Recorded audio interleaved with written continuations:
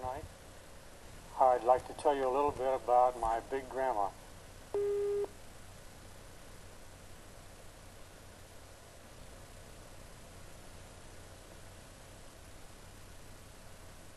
Some of my favorite memories are about Big Grandma. I called her Big Grandma because I also had a little grandma.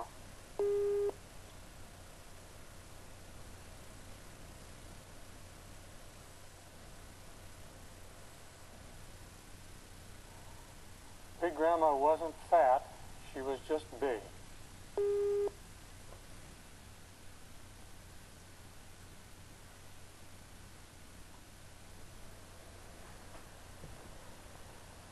She grew up in Illinois of pioneer settler stock, and she just had big bones and was a big woman.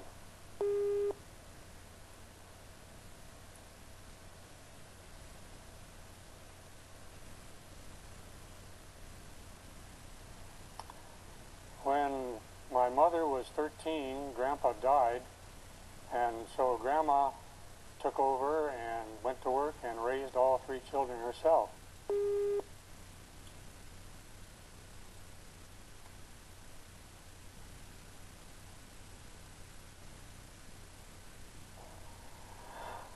When I came along, Grandma was living about half the time with our family and half the time with her son. So I always considered her a member of our family.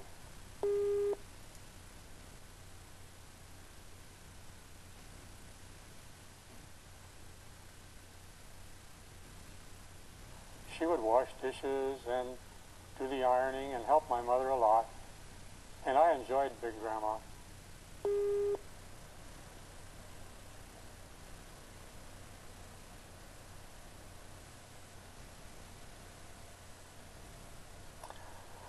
We had a cabin up in the mountains, and we'd go up every June, and Grandma would go with us.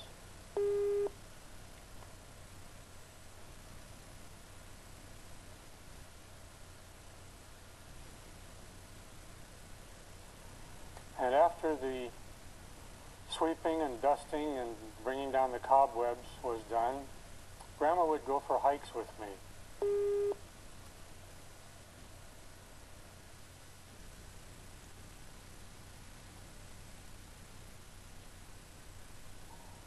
And she was an old lady, but she was a sturdy old lady.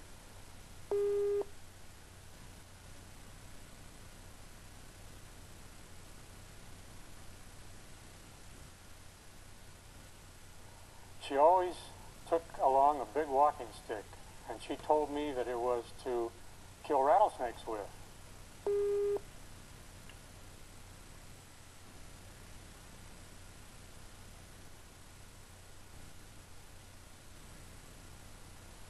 She had grown up in a place where the horses grazing on the prairie in Illinois were sometimes bitten by rattlesnakes, which would lie in the prairie clover.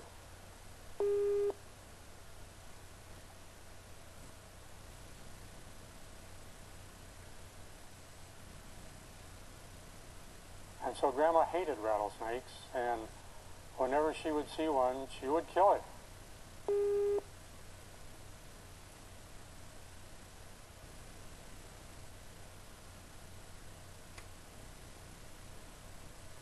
And as a matter of fact, when we'd find one on our hikes on the trail, Grandma would beat its head off with her walking stick.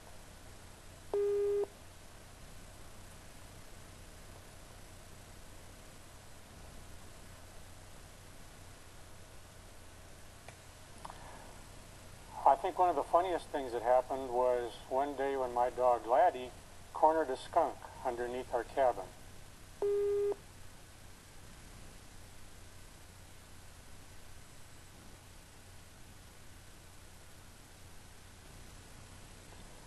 Wow, what a smell that was.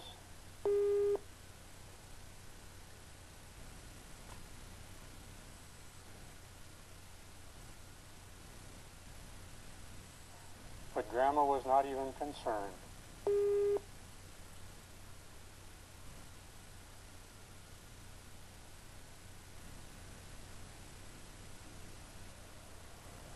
That was the day we discovered that Grandma had lost her sense of smell.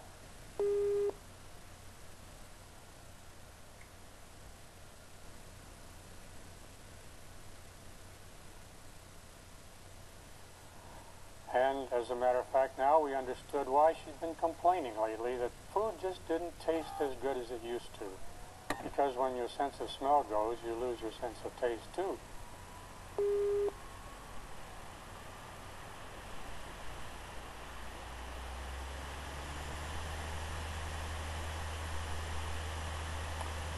Grandma had been born in 1860, and she told me that when she was 5 years old, her father took her down to the railway crossing to see President Lincoln's funeral train go by.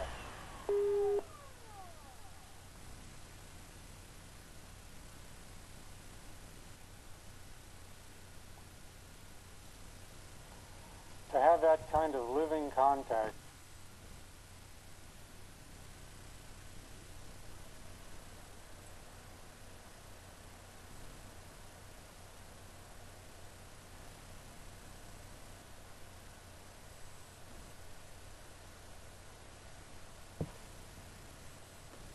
with our nation's history always thrilled me when I thought about it.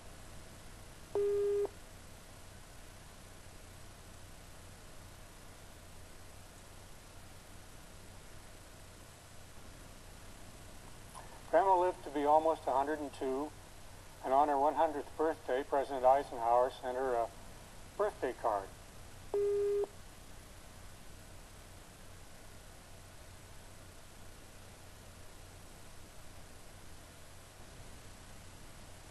Of course, he sent birthday cards to every 100-year-old person, but we always thought that it was very special because Grandma was very special to us.